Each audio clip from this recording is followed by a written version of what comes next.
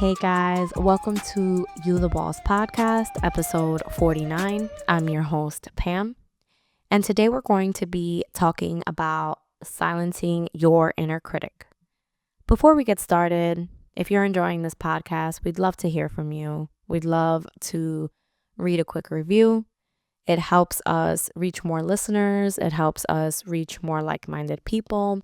So if you haven't already, take 30 seconds and just give us a quick 5-star review. We totally appreciate it. So getting started here, first things first, I want us to be direct. If you're listening to this episode, you are already aware that there is a little voice in your head, and that little voice is the voice that you spend most of your time with. That little voice is the voice that's responsible for every success and every failure.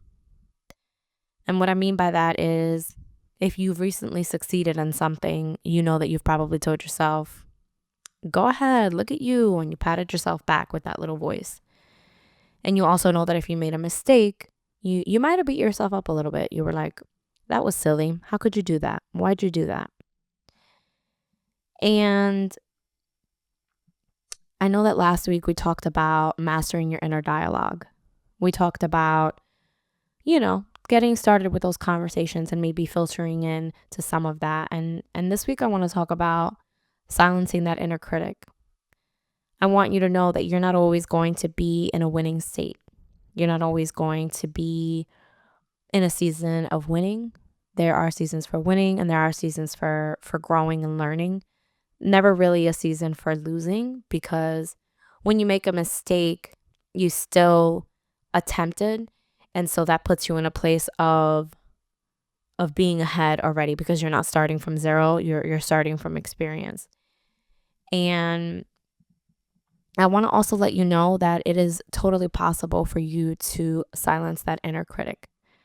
You see, we're already in a space in the world that we are getting constant negativity from others.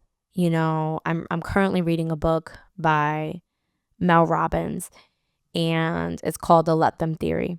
And she talked about how often she felt like people around her were criticizing her, or they were criticizing what she was doing and all of that kind of thing. And I'm here to remind you that the world is going to always offer that. And you silencing your inner critic is also your way of rebelling against being like everyone else. And also it is a great way for you to take charge. Again, the world is always going to have its own negativity, and people are always going to have their outlook and things.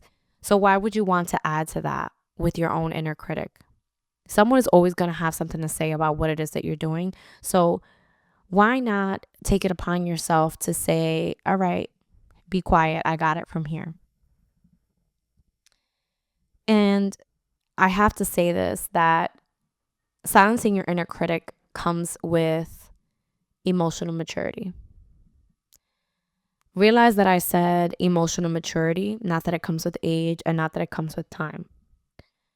No matter what phase you're currently in your life, in your career, in being a parent, becoming a parent, being a stay-at-home parent, etc., I want you to know that that is temporary. If you're in a positive place right now, in a positive season, that is temporary. If you're in a rough place right now, that is also temporary. Again, the point is to not always be winning, but to be fully present wherever you are. So now that we've aligned a little bit with this, and we've kind of talked about this inner critic and silencing a little bit, I want to give you guys a couple of suggestions, or maybe some examples of silencing that inner critic, and how you can continue to, when you silence that inner critic, you can continue to keep it quiet. And number one, be real with yourself.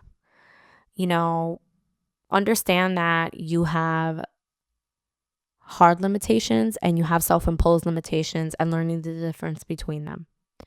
A hard limitation is recognizing that right now in this moment, you've never lifted anything above 10 pounds and you're not going to squat 2,000 pounds or 200 pounds.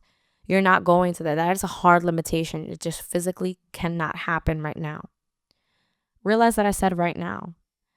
Don't, just go forward in life and say, I could never lift 200 pounds, because that's not true. That's a self-imposed. You can work on that. You can strengthen your muscles. Never say things like allowing your inner critic saying, you haven't read in 6 months. What makes you think that you're going to pick up a book now and finish it and get anything from it? The misconception is that just because you haven't done it up until this point that you never could. Recognize, be real with yourself that a hard limitation can be temporary and it can be worked on, whereas a self-imposed one is something that you keep telling yourself that you can't do, that inner critic is trying to stop you from doing. Number 2, take the shot. Take the shot every time. No, you're not going to make all of them, but you will miss every single one that you don't take. And I know that sounds cliche, but it serves as a reminder that when you ask the question, when you reach out for advice, when you comment on the video of someone that maybe you respect them in their craft, or you message someone that you respect in their craft and say, hey, I had a question, or maybe even attend a certain event where someone that you admire is going to be, or maybe you want to speak on a TED stage. Maybe you could go to a few of those TEDx speeches and participate and be there and be in the room. Take the shot. The shot shows your inner critic that that you're taking the steps to move in that direction. It puts you in a position to be leading with strength, to lead from the front. Number 3, be consistent. If you've ever lost weight or been to the gym, you know that putting on weight or losing weight comes from a consistent thing that you're doing. If you're losing weight or putting on weight, putting on muscle, you recognize that you have to work out a certain amount of time, you have to lift a certain amount of time, you have to do a certain amount of cardio, and you have to intake a certain amount of protein every day at all times. Maybe not forever, but definitely for a consistent amount of time. Doing this shows your inner critic that you can. Again, it shows your inner critic that, you know what? I've already done this. I already did it yesterday. I already did it 3 times this week. Let's go for a 4th. It takes the power from your inner critic when you show it consistency. Number 4, surround yourself with what it is that you're looking to accomplish. I have mentioned this a few times on this podcast that I like to make a vision board every year. And I like to surround myself with pictures of the things that I want to attain.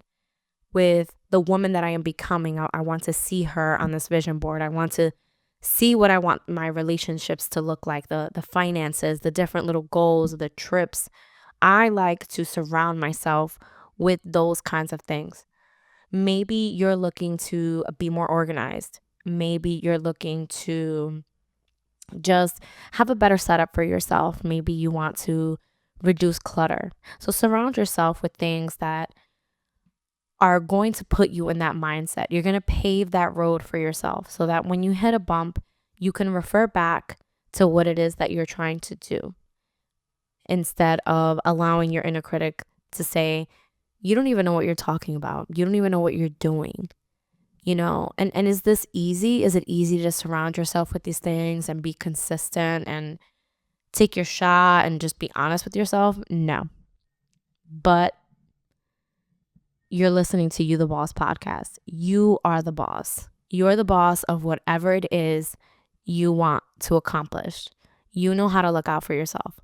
When you surround yourself with like-minded things, like-minded people, your critic begins to develop the voice of why not me? That why not me mindset. It won't have a choice but to level you up. Number 5, And maybe this one could have been number one, to be honest, but stop listening. Number 5 is stop listening. Immediately begin to ignore the critic. Immediately begin to just, you know what? I'm unfollowing. I'm unsubscribing. I'm blocking. Don't continue to allow this inner critic to speak another word into your universe, into your life, into your career, into your marriage, into your relationships, into whatever it is that you are in a current phase of struggling with. Don't allow this voice to continue to speak. Stop listening to it. The truth is that critic isn't even your voice. It is just like a pileup of a bunch of other voices. It's because someone told you once that maybe you couldn't do that, and maybe that's what you refer to now. And while that is unfortunate, again, you're a boss. You need to take that by the horns, and you need to handle that. It was never something that was yours. It was never an original intention of you telling yourself you couldn't do that. Someone told you that you couldn't do that. Someone down the line. You probably don't even remember who told you this. So just choose to stop listening. Choose to stop letting this inner critic tell you what you can and can't wear, what you can and can't do. In closing, this is your reminder that being a boss involves deep work. You have to shut things down. You have to create boundaries. This happens on a day-to-day basis. No, it's not easy. No, it's not comfortable. But also living the life that you want to live, creating the life of your dreams, creating those pictures from that vision board, creating those little screenshots of things that you want to accomplish, that comes in the day-to-day details. And that starts with your mindset, and more specifically, silencing your inner critic and remembering who you are, always. Come back again next week for another episode of You the Boss podcast.